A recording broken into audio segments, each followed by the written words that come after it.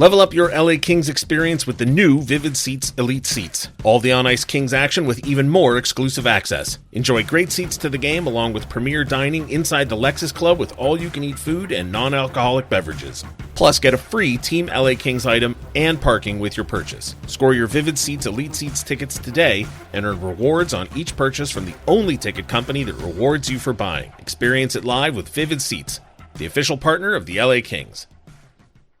You're listening to an LA Kings podcast. For more episodes of this and every other Kings program, visit lakings.com/podcast.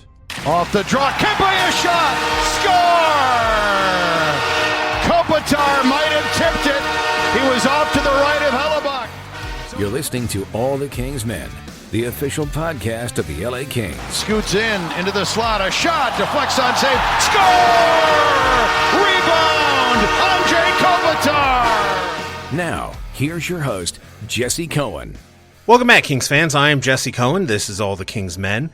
It's Monday, so we're crowning another King of the Week. This week we're joined by Russell Morgan and Joe Patarino from Hockey Royalty. We'll also be taking a look ahead at the two games coming up on the Kings' schedule this week. Before we dive into that episode, I just want to say thanks to everyone that reached out to me over the last week. You may not have noticed, but we took a brief break from doing Kings Talk following Thanksgiving. I had some minor health issues, and I just needed a few days in bed to get back on track. I'm feeling like myself for the first time in about a month, so back in the saddle. For those who don't know, Kings Talk is the LA Kings postgame show. You can hear it on the ESPN LA app following every game, home and road. Then a replay of that program is available as a downloadable podcast the following morning. You can find that at lakings.com/podcast or anywhere fine podcasts are curated. All right, let's talk Kings hockey. All right, it's time to crown another King of the Week, and I said this to John Hoven, the mayor, when I had him on. I try and plan out when I because I think I invited you guys before the season started. I try and plot out who's going to come and join me for what weeks, and especially if I have two guests, I try and pick a week where there's multiple games. And I was really nervous because I think last week you guys got stuck with a crap week just by chance, right? Like, I have no idea how the weeks are going to go. And so this week started with that 7-2 loss to the Sharks. And I was like, oh man, I've done it to them again, like 4-game week, and we're not going to be able to pick anybody. But then they wound up and they win 3 games for the first time this season. And not that the Senators or the Ducks are particularly tough opponents, Joe, but in full disclosure, I did not attend the Ducks or the Senators game, but I watched them on TV. And I was actually more impressed with those victories than I have been with victories against similarly weak opponents earlier in the season. Yeah, I thought Anaheim they played a pretty good game that game. This wasn't an Anaheim team that we've been used to seeing where they just haven't been very competitive, frankly, in some games, but they were very good in this game. So for the Kings to recognize that, they played a very strong game.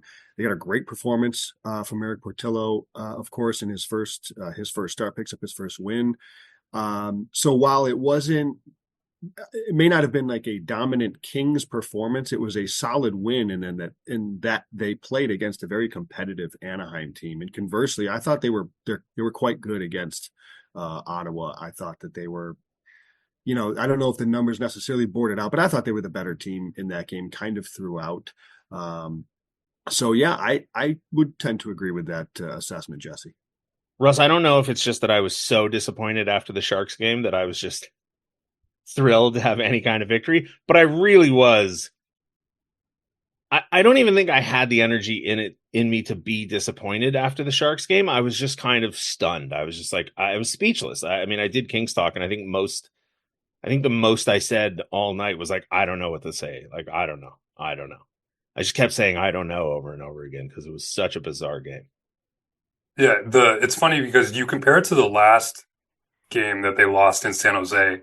It was like the complete opposite. I was exactly with you. Like, that was where I felt all the emotions. Like, you just wanted to throw things, like you hated losing. And this past loss, even though it was 7-2 and it was even worse, I was the same way. I was just kind of like, I don't know what's going on. Like, you just felt at a loss.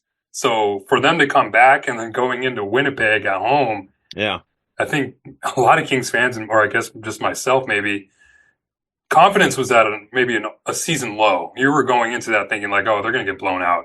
There's no way. But then you had it in the back of your mind, like thinking like this would be such typical Kings kind of thing. Yeah. To go in there, come home and beat the NHL's best team. And sure enough, that's exactly what they did. And I think your statement that confidence was at an all-time low is sort of a perfect way of saying it, because after the Winnipeg win, it'd be really easy to take a kind of cynical approach of like, well, you get beat by the worst team, you beat the best team, who cares, whatever. But I don't know, maybe out of desperation to protect my emotional fragility, was just like, all right, well, this is if you're going to turn it around, this is a perfect first step. And so, what's the expression? If you find yourself in a hole, stop digging. This was them stop digging, I guess. I don't know. Anyway, let's just jump into it because I don't know where else to go with it. But we'll start with honorable mention. We'll start with you, Joe. Who's your honorable mention this week? My honorable mention this week is going to be Kevin Fiala. Actually, he had 2 goals and an assist, so he didn't necessarily light it on fire from a production standpoint. But when I looked at some of his process metrics, I was like, he was all over the place. And I found that when I was watching the game, and I do some pass tracking for shot assists and slot passes and things like that. So when I was doing that, I was realizing, man, I'm taking Kevin Fiala's number down quite a bit. And when he was on the ice, the Kings were held a 74-41 advantage in shot attempts, 33-14 in scoring chances, 10-5 in high danger chances.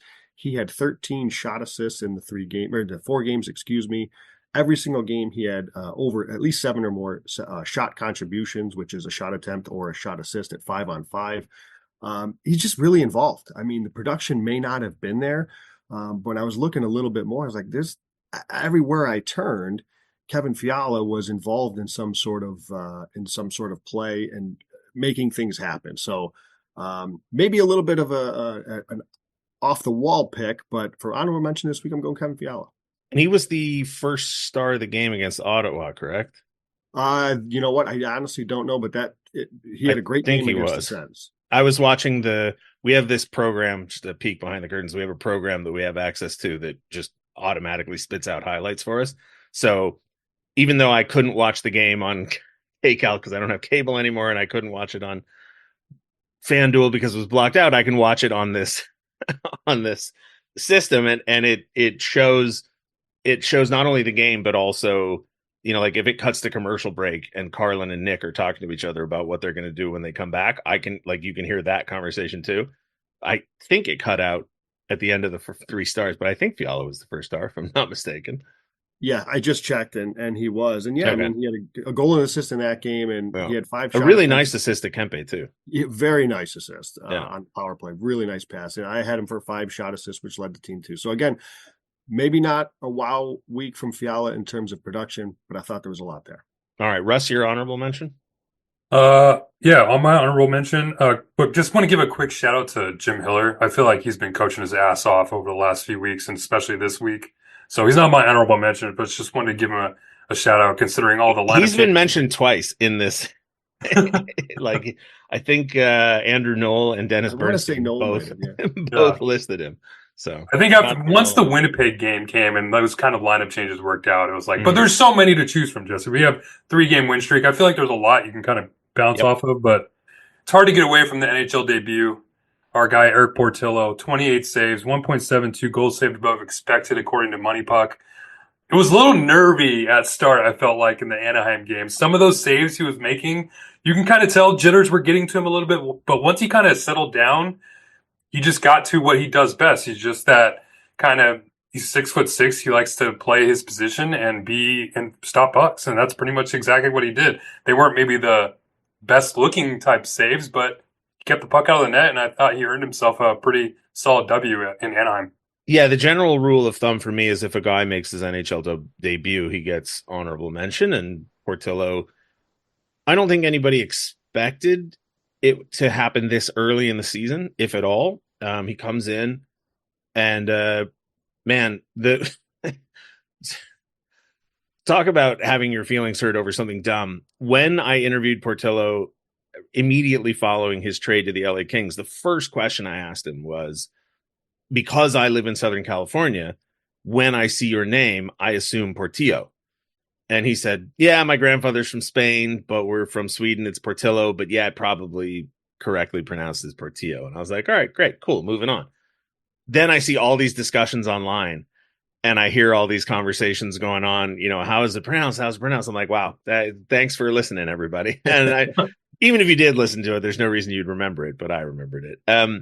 The one thing, though, about his debut, and it's certainly not his fault, but I saw other people mentioning it, and it stuck in my mind, and it ties into an observation I've made about some of the Kings' opponents. He let up a lot of rebounds, and the Ducks did a really poor job of capitalizing on those rebounds. And that was something that I noticed the first time the Kings played the Ducks this season, was that the Ducks, in my mind, they were terrible. And part of the reason that they were terrible is that they were missing the net. It wasn't even that they didn't get chances. They would create chances and then blow them. Or I don't want to say a chance, but they had like an opportunity to have a chance and then they didn't create the chance. And I've noticed it against Buffalo. I've noticed it against San Jose. I've noticed it against Detroit. I've noticed it against Columbus.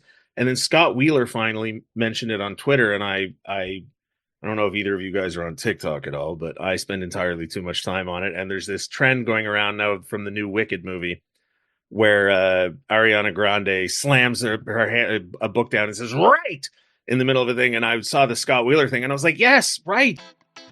Just gotta blurt that out now. But he basically said, like, why are there so many bad teams this year? I saw that. And Russ, maybe you can fill me in, or Joe, I don't know how many other sports you watch as closely as you watch hockey, but I listen to a lot of Bill Simmons and Sports Talk and Rosillo and all that. I feel like the conversation right now is that there are a ton of bad teams in every sport. And I asked Andrew Knoll about it, and he had a different reason for every league. But I didn't think the Ducks were bad, but I thought they didn't capitalize on the few weaknesses that Portillo showed in his game. Which, no knock on him. He's a rookie playing in his first game. But you know what's funny is I actually asked Andrew Knoll about your conversation because I love that question because you kind of look at it and it seems like every time a bad team comes in to play LA, I've noticed the same thing. They just seem really bad. I don't know. I feel like there's a lot more parity in this league, in the league this year than maybe in years past. If you can take into account what Jim Hiller said about San Jose, now they have Macklin Celebrini, who's been playing really well. They don't look like a team who's trying to tank right now. Anaheim's trying to pick it up a little bit. You have some other teams are actually starting to win. I mean, I was looking at, I think it was the Atlantic Division's only separated by, like from second or third place to last is like 6 or 7 points or something like that. So I feel like there's a lot more competitive nature in that. And maybe that's more or less what Bettman's kind of looking for in the salary cap era, is to have more parity in the league. I can handle parity, but like the Detroit game, they were awful. And they had like a 500 record. I mean, they're not a bad team. This is also a Kings team that plays pretty well in terms of suppressing shots. That's probably the best thing that they do this year. Yeah, a couple things. I want to hit on a couple of things that you've each said. One, I agree. I think Detroit is bad. I think this whole we've talked about it on our show that I think Yzerman, this whole Yzerplan thing, I don't think it's progressing at a good pace. I know their record at the time, Jessica said, around 500. I just don't think they're that good of a team. I don't think they're a playoff team. Conversely, I actually think Columbus is sneaky okay. I think they're pretty competitive, actually. I was watching, I remember watching the Kings Blue Jackets game, and I remember thinking, LA can't get as much going as I expected. They controlled the game, don't get me wrong, but I thought there was a lot more in terms of high quality that the Kings really didn't get. And I thought Columbus made life a little difficult on them for a while. I don't know. And I'm very disappointed in Anaheim. I really thought this team was going in a right direction. They've got some really exciting young players, and it has just stalled out. And I don't know what's next for them. I mean, again, they had a pretty competitive game against the Kings, which from their standpoint, I guess, is encouraging. But that's a disappointing team. And I don't know. I don't know what to make of it. I think when you look at these teams, Jesse, and I don't follow, I mean, I guess baseball is the only other sport that I follow as close as hockey. And when you've got the Yankees and the Dodgers spending what they're spending on certain players, I think there's going to be some teams that just are going to struggle with that. When I look at like San Jose, I don't know. I think they're certainly a more competitive team right now than Anaheim. But what I would say is the idea of blowing up your roster and a true rebuild, right? Because everybody talks about how quickly the Kings kind of turned their ship around.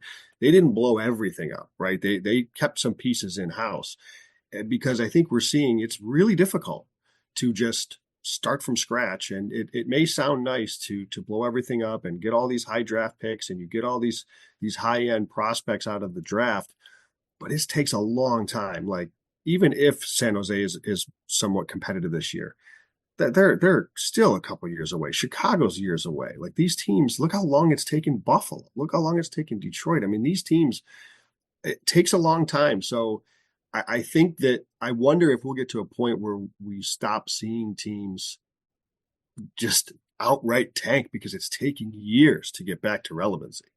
So now I want to say two things about the handful of things you said. So one, let's take the Sharks and the Ducks, for example. In the 7-2 loss to the Sharks, it felt like every shot they took went in. Yeah. The Ducks, I was listening to the Ducks broadcast because I wanted to see what Victory Plus was like. And I know that their broadcast team gets, knocked on for being homers, but they were saying exactly what I was seeing, which is how many times did they shoot wide? How many times did they shoot? How many times did they just miss the net? And that's not coaching. That's not drafting. That's not, I don't know what that is. The Kings have had similar things this year and last year, right? And before McClellan was fired last year, a lot of the conversations were, why aren't your guys finishing? And the answer was like, well, I don't know. We're going to go practice and we're going to practice shooting, or we're going to instill a shooting mentality. And then you'd watch the game and then we're scoring. And the answer was like, well, I don't know. So who knows? Can I say real sure. quick, as Russ hit on it a second earlier, the Kings are number one in the league in expected goals against per 60. Yeah. Like, they don't give up. So if you may get a shot, but it's probably going to be contested. It's probably going to be from the outside. So it's probably going to be low percentage, and they don't let you in. So the second chance opportunity, those rebounds, Anaheim may not be the only team that's getting them. I mean, the Kings just do a really good job. This is the way they play. And the other thing I wanted to touch on, because you mentioned Chicago, I think a lot of this also has to do with the hype machine that has been built up around the league. I've mentioned this before, and I'll keep mentioning it until it stops. Every time I see a Connor Bedard highlight, it doesn't end with him scoring. And every time it happens, I'm like, what am I looking at? Like, okay, he can dance around the top of the zone. Okay, he can carry the puck through the neutral zone and turn it over at the opposing blue line. Like, the hell do I care if this guy's good at dipsy doodling and never scores? Like, we've had plenty of, like, Andreas Athanasiou was here for how many years? I could have shown you just as many highlight clips of him not scoring as Connor Bedard.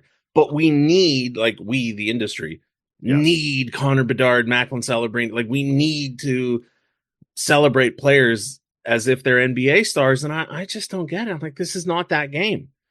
Like, if this kid, I don't know how many goals Connor Bedard had. I'm sure he's fine. I'm sure he's, an incredibly competitive player. But, like, I don't know. I think there's always been a conversation about the NHL struggling to market their stars, and I think that goes into. But 15 years ago, the argument was that they market their stars too much. Oh, enough of Crosby Ovechkin. Everything is Crosby Ovechkin. Okay, Chicago gets an outdoor game every time because of Kane and Tate. Like, true. Like, I don't know. Anyway, moving on. Your runner-up, Joe.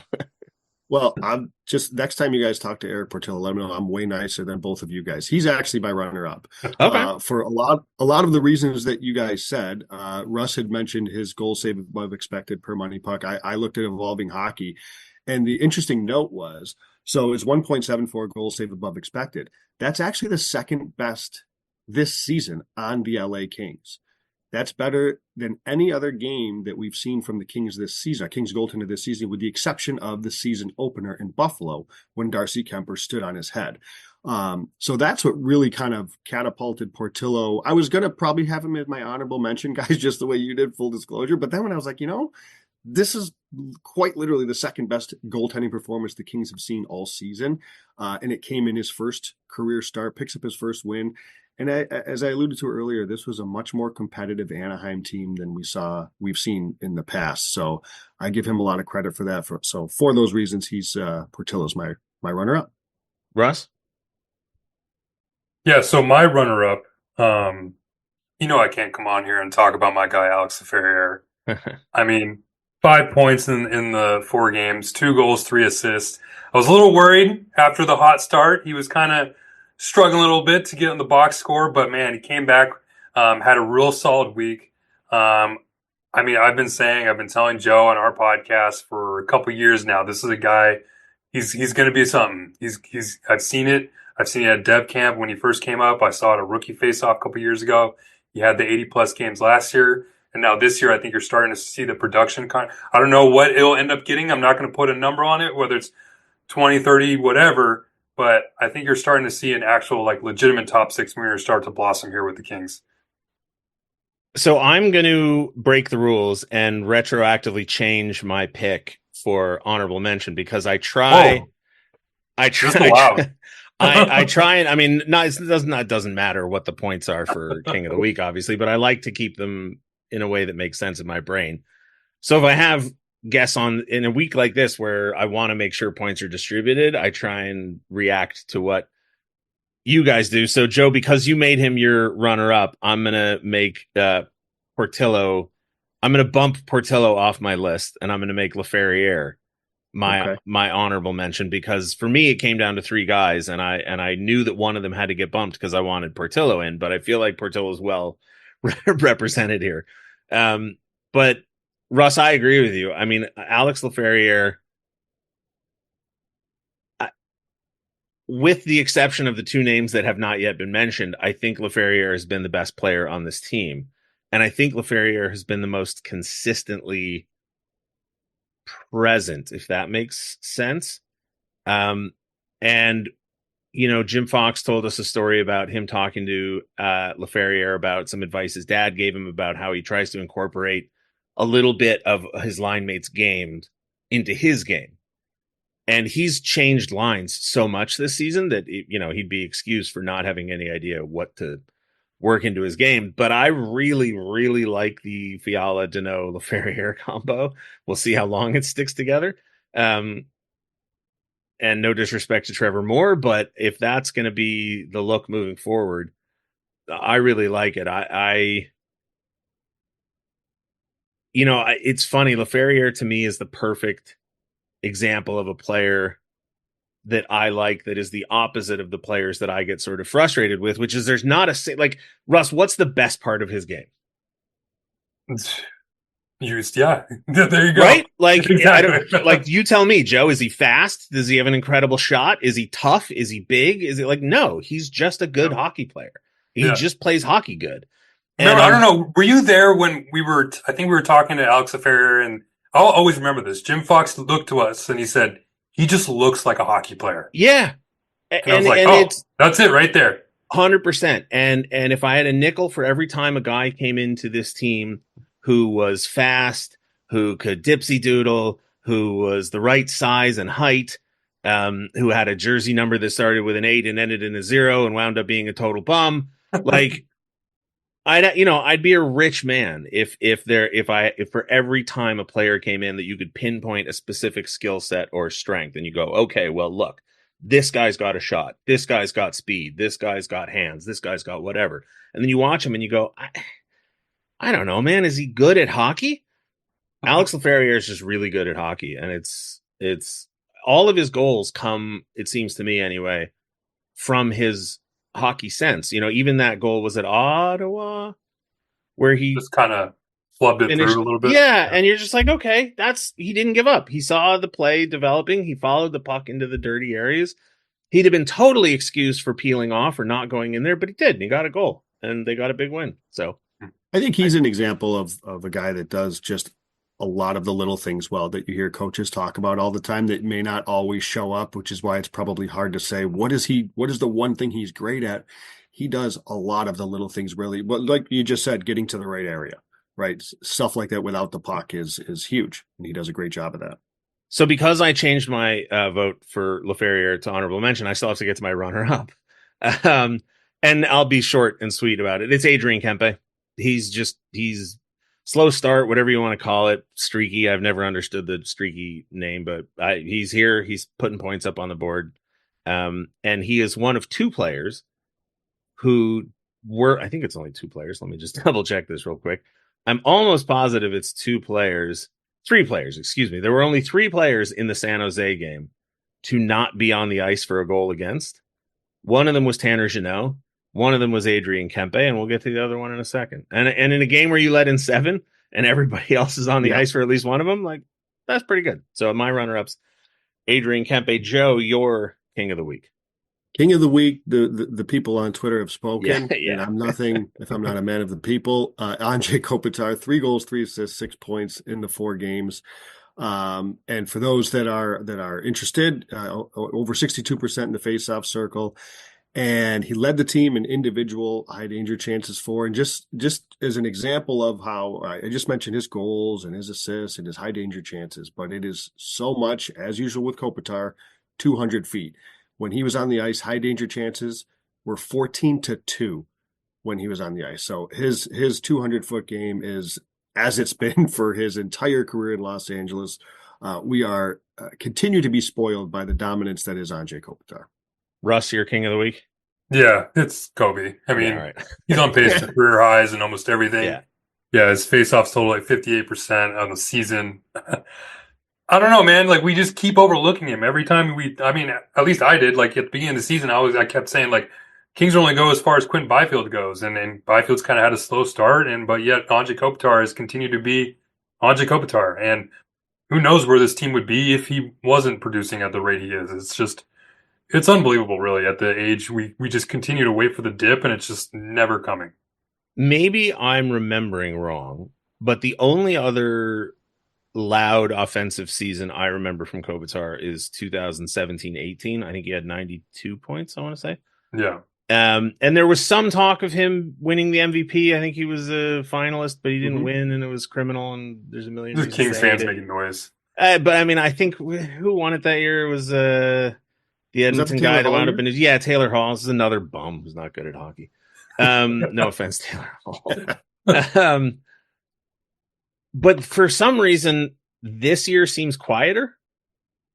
And I don't know if it's just because there's fewer members of the Kopitar Kings left on the team, right? Like, I think it's him and Doughty from 2014 at this point. And Doughty's not in the lineup. So it's basically him. So I don't know if it's that it just feels like a different team now, finally, or maybe it's just because he's going out and quietly collecting. But like, other than his hat trick on opening night, I don't remember a game where I was like, oh yeah, Anze Kopitar. He's just quietly going out there setting career highs. It's wild. Yeah, I think a lot of it has to do with the focuses on other players right now, right? I think, like I mentioned, Byfield, who's kind of been struggling. A lot of people are kind of wondering what's going on there. Fiala's had his troubles to know more. Like, all these other players here kind of just... Then you look at the box score, you're like, oh, wait, Kopitar just finished with 3 points. Right. Why can't all these other players kind of get going too? And then you look at the record and whatnot, it's starting to pick up with a 3-game winning streak. But then you wonder, like, oh, where would this team be if Fiala had gotten going, if Deneau had been scoring some more, if Byfield be getting the points in? So, I mean, Kopitar has pretty much been carrying this team on his back, and I guess Kempe too, on those two on the top line. Going along those lines, Russ, then you have, like you mentioned, some guys that started a bit slow. You also had blazing starts from a guy like Laferriere, and Brandt Clarke has had a pretty nice start to his season too. So there's been a lot of publicity about those guys, rightfully so. And it's just the old, like you just said, look at the box score. There's 2 more points for Kopitar. It's ho-hum. All right, so I was feeling guilty about calling Taylor Hall a bum. So I went back and looked at his career stats. Yeah, 1 season above 90 points, 1 season at 80, and the rest of it is all ho-hum. So I don't feel bad about it. I feel a little better about it. Yeah, whatever. Like I said, the hype machine has to promote stars for some reason, and we just pick whoever. Brandt Clarke's an interesting one because he did have that hot start. Well, I don't know if I'd call it a hot start, but he had it was a hot start. And then he went quiet for a few games, and I got a lot of comments on Kings Talk from people drawing a direct line to that one game. I don't remember the opponent where I think he got 3 points And in the post game, Jim Hiller was asked about it, and he sort of said, like, yeah, he's got some risk to his game, and blah, blah, blah. And then immediately the points went away. Vegas was the Vegas game. Okay, it was a Vegas game. And then there was one moment, and I mentioned it to Jim Fox, and he knew exactly what I was talking about. I mentioned it to my dad when I was talking to him. He knew exactly what I was talking about. It was in a Buffalo game. Clark and Edmondson were out on the ice, and the puck was sort of slowly moving from the top of the faceoff circle towards the blue line. And Clark could have pinched and moved forward. Even if he couldn't have controlled the puck, he could have pushed it forward or moved it to open space, and he retreated into the neutral zone. And I remember being so disappointed in it and just going like, oh, come on. Like, that's not why you're out there. Mm-hmm. But he seems to have begun picking up the points, and they put him back on power play 1, which I think is good. I have deliberately remained skeptical, and Russ, you know, I've talked about it at practices. I have deliberately remained very skeptical about Brandt Clark's ceiling, because I'm not sure that his actual ceiling is his desired ceiling, if that makes any sense. But in the absence of Drew Doughty, I feel like he is getting to reach his actual ceiling much more than I expected. His desired ceiling in the sense that it's his desired No, ceiling, or from from the the organization's team desired plays, ceiling. the Yeah. organization. Right. Because like I think his numbers in junior and AHL are impressive, but they're not definitive, right? Every time a player has seasons like that, they go, Brandt Clark's the 8th highest offensive, defenseman since 1995. And then you look at the list, and 4 of the names on the list are guys you absolutely have heard of. And 4 of the guys are like, who? And you look them up, and they either never played a game in the NHL, or they played 5 games and they were bounced around Europe for 20 years. And you're just like, okay, so it doesn't mean anything necessarily. But the kid can clearly play and can clearly dish. And, it's funny, you get all these knocks on his skating, and I've learned way more than I ever wanted to about skating in the last year. But there's long form skating and short form skating.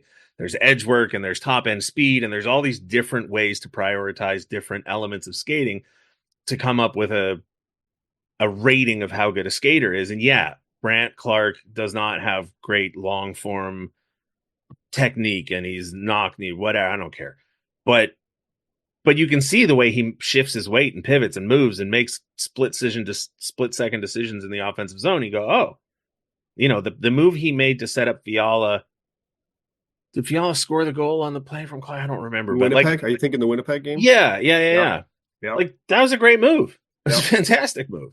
And you can't tell me that guy can't skate. And Clark was, if it hadn't been for Portillo's debut and 3 guys putting up 5 points, like, Clark's in the conversation for King of the Week this week. He's been really good.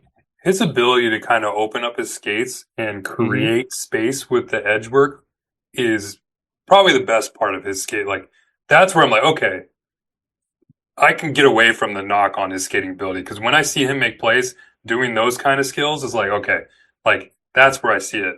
But as far as the points that you mentioned too, like, I had those same questions too. Like, oh yeah, you look at the ice. We've shared the OHL stats that he had, whatever. Yeah, I saw it. Like, you compare him with the names that he was like, okay, well, I don't know some of these names, but that's not really a good list. Can he do in the AHL? Well, he did. So then you're like, okay, well, let's look at the list. Kind of, I think maybe it's kind of something similar. So you're like, okay, well, can he do in the NHL? And I think for the first 10 games of the season, he had 11 points.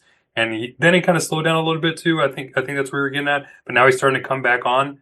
So he's still kind of doing it. So I think those questions that everybody has kind of wondered, like, okay, well, he doesn't really have, I guess, a lot of, I don't know if there's kind of the same thing with LaFerriere. Maybe he does have a little bit more flash, but it's like, yeah, he doesn't have a great shot. He doesn't have, like, I don't know. He's just a really good hockey player. I feel like he sees the ice like really well in order to kind of make plays out there. Yeah, I think his brain is incredible. And Scott Wheeler's described his skating as a little knee knocky, which I think is fair. Not to necessarily say that it's bad. He has been extremely high on Brandt Clark as a since a prospect. It's just just describing his skating style, which I think you could see. But you mentioned his hips, the way he opens those up, and that goal, Jesse. I mean, just watching that one back when I was watching the game, like, just that is an element that the Kings have been missing for a long time. I mean, maybe since prime Doughty, really, the way he used to jump into the play. Clark is routinely leading the rush. I mean, you're seeing breakout passes go to the neutral zone to Brant Clark at times. Like, that is just something that we're not used to seeing in Los Angeles, and he offers such a different element. Probably why you were a little disappointed that he didn't jump in that one particular play that you referenced. But yeah, it's really exciting to see what he's growing into. And I don't think he's been, I don't know what your guys' opinion is, but I don't think he's been a liability, for lack of a better term, on the defensive side of things. I think he's been quite good. You know, it's funny. There was the preseason goal where Carter George tried to pass the puck up the wall, and Clark didn't anticipate it properly, I guess, or he was already turning his body, whatever. I don't even remember the opponent, but the guy came in, plucked the puck off and got it past George. And we talked to Carter George last weekend, and he said he would take the blame for it. But that's when even that one, I'm just like, it's 50-50. Like, who cares? Like, if he's going to be the guy who does all that, I'll take one of those every quarter of a season. Like, honest to God, who cares? Like, do you remember 3 years ago when Connor McDavid blew past Matt Roy in the opening game in Edmonton on the road? And everybody talked about how Matt Roy was a liability for 3 months because it was the one, because the game was on the road, game one. So everybody was watching it on TV. So we all saw the replay over and over and over again. Does anybody honestly think Matt Roy's a liability because the best player in the game blew past him for one goal? Like, who? I don't know if I've ever used Matt Roy and liability in the same sentence. I just did. Listen, it drove me crazy because it was just, I mean, listen, McDavid beat him outside. What are you going to do? Right? Like, guy's a freak. He's going to beat people. And so who cares? The other thing about Clark, and sorry to drag this on, generally speaking, I'll wrap it up when we're done with King of the Week. I think Clark grounds Fiala. I see where you're going. Yeah. Like, there's something about having somebody else who does unexpected stuff that cements Fiala. And I'm not sure if, because the way that Deneau and Moore were playing when he was placed with them, because they were so used to playing with Arvidsson, and because they had that style where it was like active sticks, sudden turnovers, all of a sudden you had chances materialize out of what had been a breakout play from the opponent. This is completely off the rip here. I have not thought about this before. But maybe that played a similar role in sort of like centering Fiala in the moment.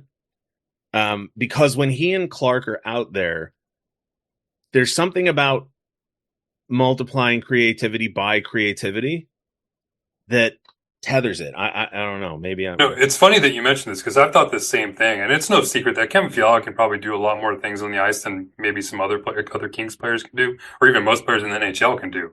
So he's probably out there thinking like, okay, like if I'm going to make this creative pass to this person, like what is he going to do? Am I going to get the puck back? Is he going to score? Like he has to have that confidence that player is going to probably dish it off to, is probably going to finish the play. So I've thought this same exact thing with Clark. Like now that I see those two on the ice together, maybe they can kind of build off each other because Clark seems like he's kind of that Kevin Fiala type player too, where he has that confidence to make those type of Kevin Fiala-esque plays. But I always wondered, like, can Fiala have that confidence in Clark to make those plays? And I think we're starting to see that come to fruition a little bit because Clark, there's no question, he's not a loss for confidence. He's one of the more confident players I've ever met. So he's going to go try to make whoever out there better. But I think now that we're starting to see Clark come into his own, he's starting to show his abilities on the ice a little bit more, especially in the NHL a little bit to start. I think Kevin Fiala started to notice that a little bit more. So maybe those two can kind of bounce off each other going forward. I mean, that goal Fiala scored against Ottawa was outstanding. The way he's able to maneuver through, I think it was 3 Senators, basically.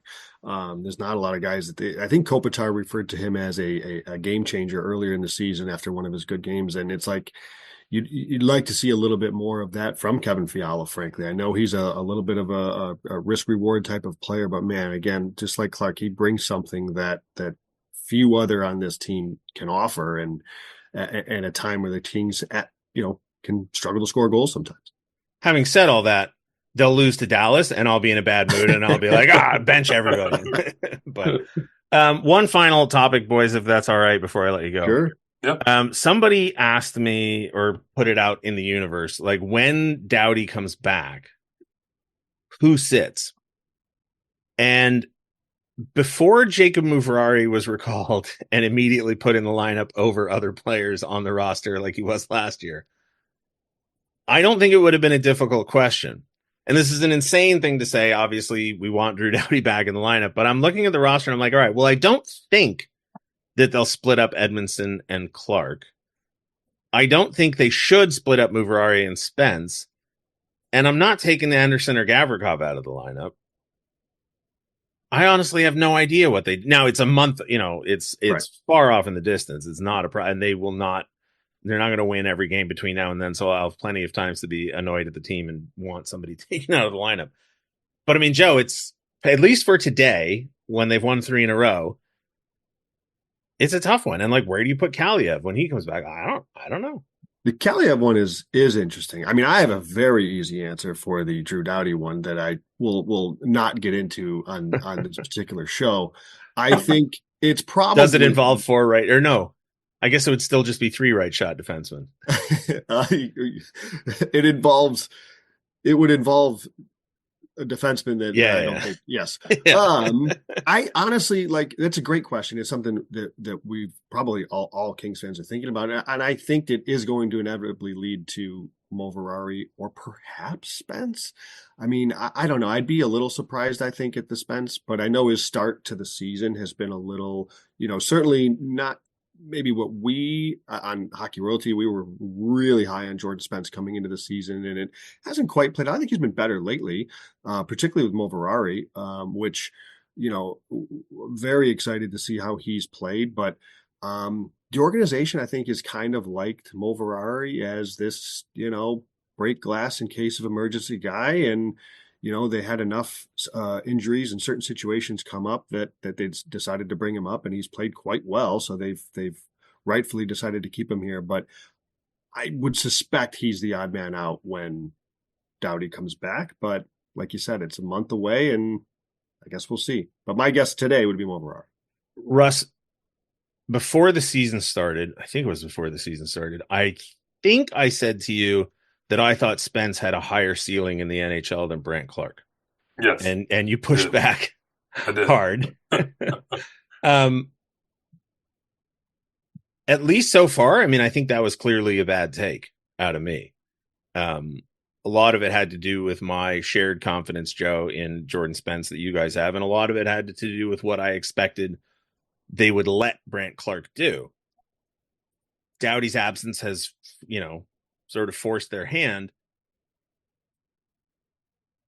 The Mufurari thing fascinates me because it's 2 years now. And it's not just him where they have these guys that they're perfectly happy to let sit on the shelf. And then they praise those players for being happy sitting on the shelf. Most of the rest of them are gone now. Anderson Dolan was claimed off of waivers. Grundstrom was traded.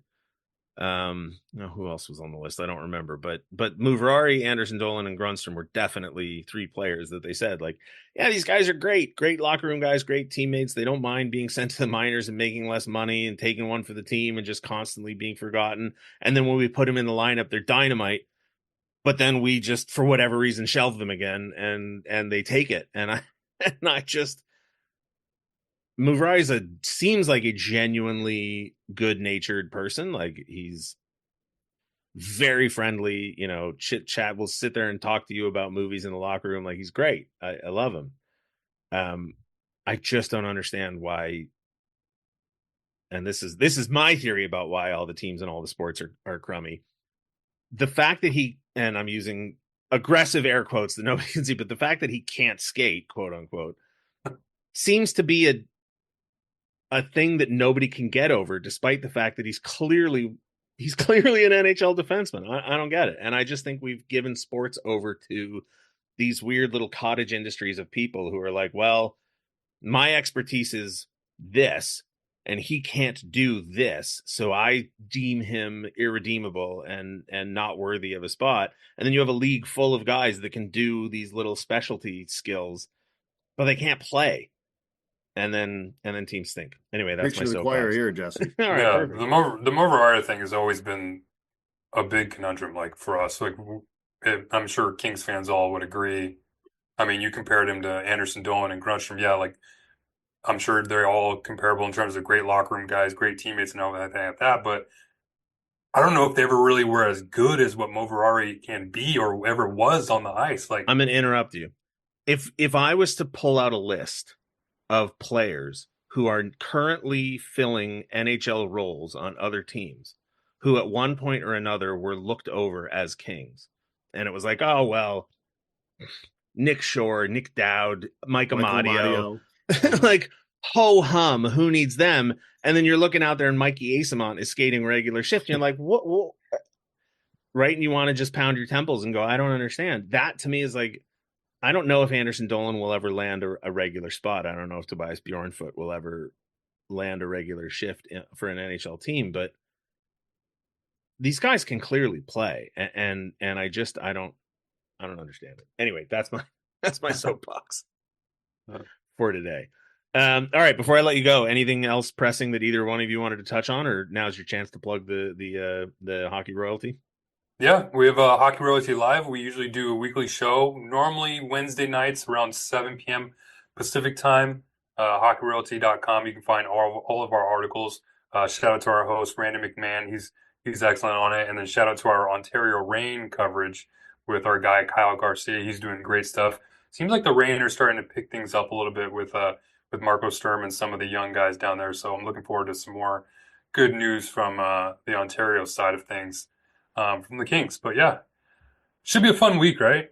Dallas and Minnesota coming up at 2 home, games. so. Be a nice and easy week. Actually, that reminds me, I want to give you a quick shout out, Russ. I was listening to one of your recent episodes, and I don't remember how the topic came up, but you guys were talking about the fact that the Kings just don't score a lot and that they win a lot of games. And there was all this confusion of like, well, I don't understand.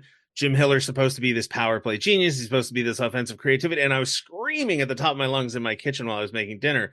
His mentor is Jacques Lemaire. He has gone out of his way to say it multiple times. And then, Russ, you brought it up and was like, thank God. I was going to throw my phone if somebody didn't bring it up.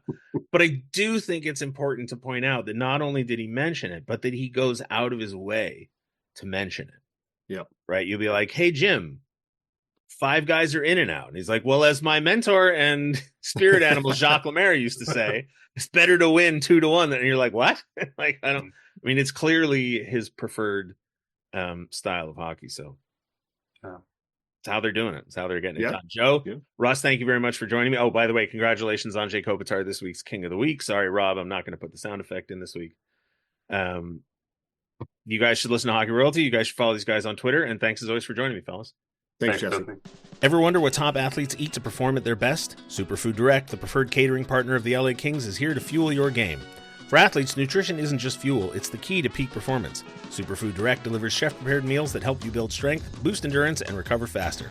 With over 11 years of experience, every meal is balanced with the perfect mix of proteins, carbs, and healthy fats to power you on and off the ice. Ready to fuel your greatness? Visit superfd.com/direct and get 20% off your first order with promo code LA20. That's LA20. All right, Thanksgiving is over. Time to take a look at the week ahead. It's a short week. Joining me, as always, to do that, Jack Jablonski. How are you doing today, Jack? Doing well, Jesse. Before we get to the week ahead, how was your Thanksgiving? Thanksgiving was good. Had a little Friendsgiving. Obviously, my parents are back in the state of hockey, and let's not call it that. It is. It is. Sure. It is. He's talking about Minnesota, for those of you who are not aware. So, yeah. Parents were back there. Brother was traveling, so spent it with some friends around the neighborhood, which is nice. Nice. How about yourself? It was good. I go to the same friend's house for 5 or 6 years now. Same thing, Friendsgiving, the bunch of people who don't have family out here. My friend Heather is a vegan. And so that makes things interesting. So the main meal is meat, which is real turkeys and butter and the mashed potatoes and everything is fine. But for some reason, dessert they go vegan. They go full vegan. And they go to a place, I want to say it's called Magpies. Magpies soft serve. And it's vegan ice cream and vegan pies, and I don't believe it. Because it tastes good. I just think they are. I just think they are perpetrating fraud on their clientele. There's no way There's no way it's vegan. It's delicious. It's so good. The pies are great. So yeah, I had a good Thanksgiving. Your Great. family didn't come to LA for Thanksgiving, but two hockey teams that originated in the state of hockey, if we're calling that, will Oh, come to. there's really no if. It's a Yeah. fact. But carry on. So we're gonna start out with the Dallas Stars. The Kings play them Wednesday night at home.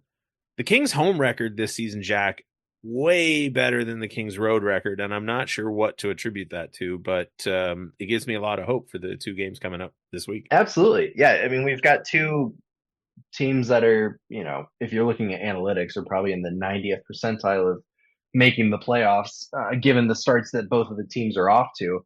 So, no question, a home record that is seemingly better than it has been in the past is extremely encouraging, given the two teams that we're going to get, and obviously that starts with Dallas.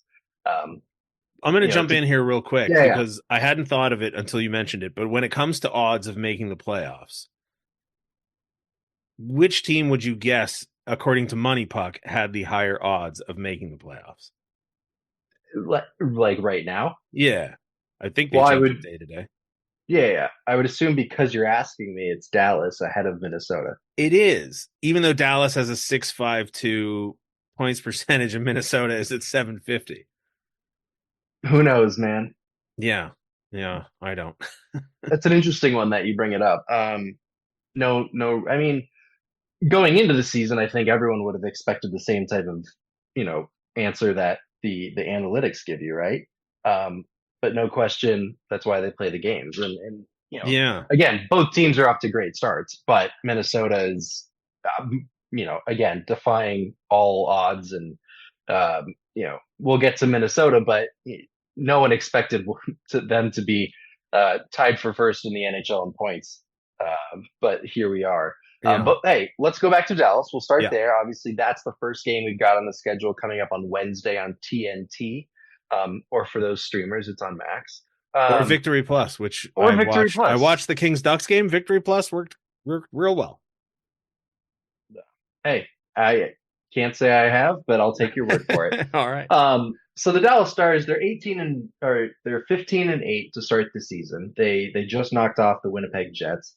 And to say that the Dallas Stars have had a favorable matchup against the Kings is an understatement. They're 14-4 in their last 18 games against the Kings.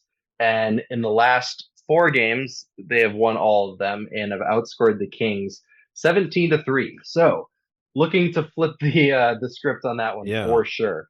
I think if you go back to last year, Jesse, and I recall a lot of the games that we had, and I think we played them 3 times. They were almost scheduled losses because of how, like, the travel schedule.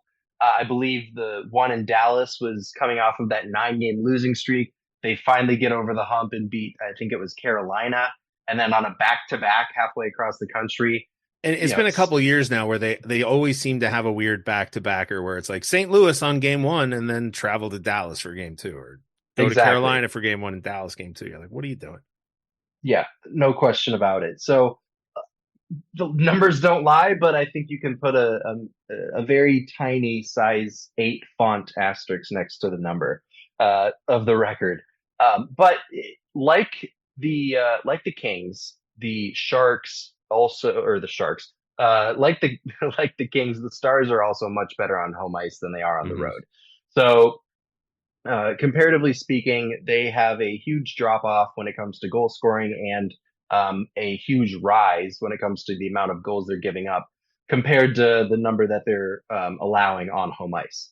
So they've got, again, this is a team that's extremely talented, extremely stingy on defense. Like the Kings, these two teams are very strong in the goals against category and shots against. Both rank in the top 6 for both numbers in both of those statistics. And then on top of that, you've got a Dallas team who's 5-6 on the road, but 9-2 at home.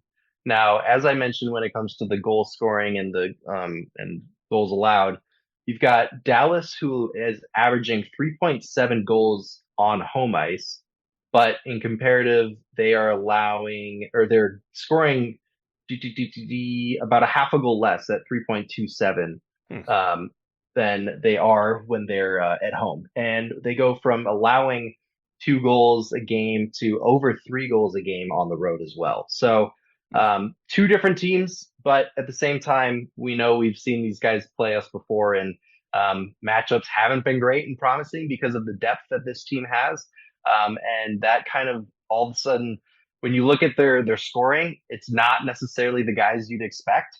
It's not Rupe Hintz. It's not Jason Robertson. Right now, you've got guys like Matt Duchene leading the team in offense with 27 points in 23 games.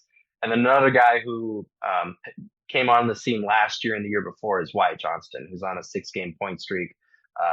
The youngster, former first-round draft pick, who's, in my opinion, I would compare a lot to the Braden Points of the world. So, you've got an interesting Dallas team where they've played 11 games on home ice and 11 games on the road, and we've had two very different teams. So hopefully we catch the 5-6 version of the Dallas Stars and not the 9-2 version. There's two storylines going for the Kings heading into this one, and there's no way of knowing how much of an impact they'll have. One is that the Kings have won 3 games in a row for the first time all year.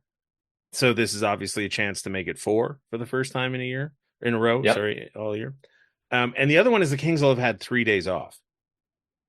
And for a team that has a dominant home record, what are the 8-2-1, I think, at home for the Kings? 9-8-9. Yeah.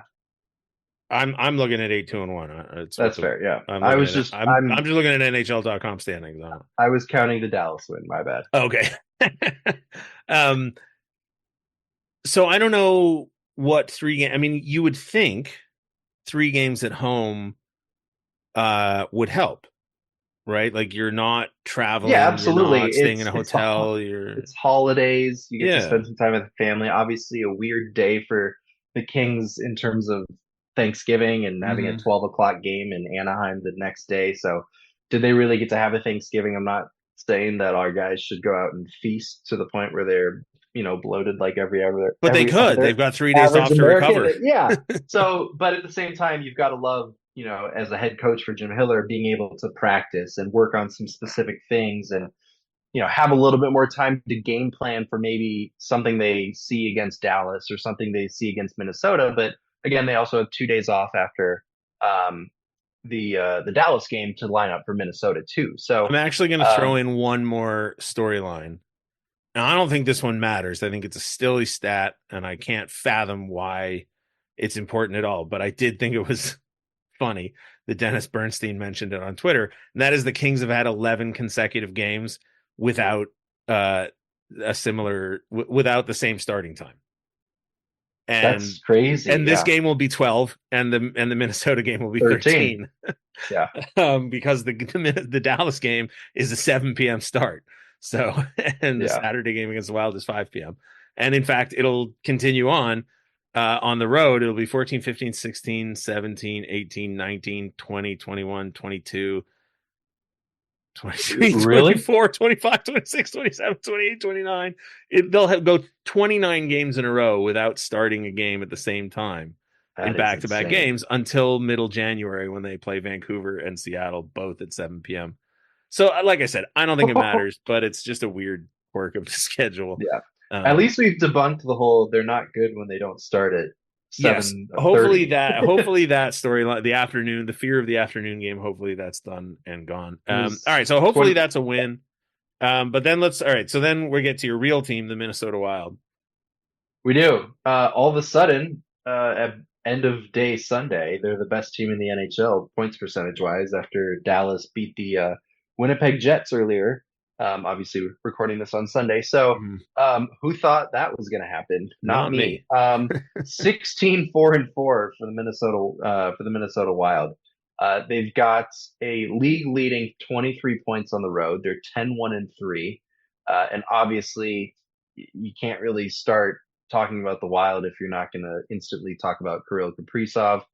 Of course, leading the NHL in points right now at 38 across 23 games. I think he's one clear of Martin Necas of the Carolina Hurricanes. Now, I've always found it interesting when it comes to, the Kaprizov versus the Kings, because obviously there's a little bit of the history there with comments from Drew Doughty, and then Kaprizov starting his career in the COVID year when they played the Kings like 4 times in a row to start. And, he got off to a phenomenal start to, kind of get the ball rolling on his career. He's got 17 points in 18 games, which again, point per game is outstanding if you're, looking at a large, um, you know, pool to get to kind of reach from, so to speak. But the Kings have actually had, Kirill and the Wild's number as of late. Now it's funky to say that they've held him to 3 points in the last 4 games, Yeah. but that's actually been great because he's a Yeah. -5 in those 4 games, and I'll the take Kings it. have gone 3-1. So, that's somewhere where, whatever's been, whatever strategy they've got going to limit him to less than a point a game is obviously something that you hope that they can repeat come Saturday, early evening, not night. So the other end of the ice is really interesting for the Wild. So they lead the NHL in goals against. I believe somewhere in the 230 area, and it's you got to start in the crease with Philip Gustafson, who last year had a horrible year coming off of his career year with the Wild in his first year. He's solidified himself as the number one starter above Fleury, bar none. He's leading the league in goals against at 2.05 per game and save percentage at 929. Gus is 11-4-3, but he's 2-4-0 against the Kings in his career. So that's an area where, again, if he's the one that you'll see on Saturday, they have a back-to-back in which the Kings will be the second half of that because they play the Anaheim Ducks the night before. I would assume Flower goes against the Ducks, and then you bring Gus in for the Kings game, unless you kind of go with this. The other strategy of take the Flower automatic. and Gus, are they? Yes. All I right. mean, first off, we know Marc-Andre Fleury is Flower, and No, I know. we It's can- the I know. Kings podcast, and you're talking about the Wild as if they're. It's just funny. Anyway. Listen, I'm just giving you No, the I know. stats. I know. I get it. Yeah.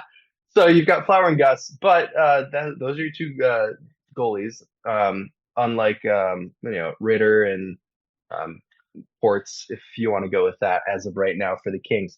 But going back to kind of something to look at for the Wild, against from a defensive structural standpoint, these games against the Wild have not necessarily been the craziest, so to speak. They tend to be low scoring, or at least one of the teams is low scoring, and the other team tends to blow the other one out. Other than knowing that we rarely ever see a high scoring game between the two, the Wild have multiple defensive pairs that rank in the top 10 in expected goals against. So you've got Jonas Brodin and Captain Jared Spurgeon, who I think ranks second in the NHL right now, but they haven't played a ton together because of Spurgeon's injury. He's back and healthy. And then you've got Brock Faber and Jacob Middleton, who are also ranked in the top 10 as well. So a defensively sound team. This team is basically a two-headed monster between Kirill Kaprizov and Matt Boldy, with Matt Zuccarello out to injury. He took a shot to the groin area earlier in the season and has not returned. So I don't know. He'll be back in the coming weeks, they expect. But otherwise, yeah, there you go. It'll be a fun week for myself, as I hate watching these two teams play. The biggest strength I would argue the Kings have going into this game is that it's the second night, like you mentioned, it's the second night of a back-to-back for Minnesota. However, November 7th and November 8th, they beat the Sharks on November 7th, and they beat the Ducks on the 8th. And on November 29th, they beat Chicago, and on November 30th, they beat Nashville. Now, none of those teams would be confused as being very good. And Minnesota obviously has a tremendous record. So I'm trying not to read too much into the fact that they're 4-0 in back-to-back games this season. And I think one of them against Nashville, they needed overtime, but that was yesterday, I believe. But they're playing 2 back-to-back games after, like, the days after Thanksgiving. So, okay, took them a little bit of extra time. So yeah, hopefully the Ducks team that shows up to play them on the 6th is the good version of the Ducks team. The same one that played the Kings. I mean, and they pushed the Kings requires to the limit. Yeah. Yeah, and hopefully it requires effort to put them away. And then what did we say? That'll be the 13th game in a row that the Kings 13 have of 29, yeah, I of think 29, where they have a Yeah. different start time. Yeah, get used to having to check the calendar before you turn the game on. Yeah, exactly. It might be halfway over. Such a bizarre stat. I don't know. That is why wild. it's supposed to matter, but anyway. Yeah. So yeah, that's it. 2 games this week. Wednesday at 7 p.m. Saturday at 5 p.m. Both teams wear green. I don't know if that matters at all. And Jack, thank you as always for joining me. And You got it, man. I'll see you at the office. Yes, sir.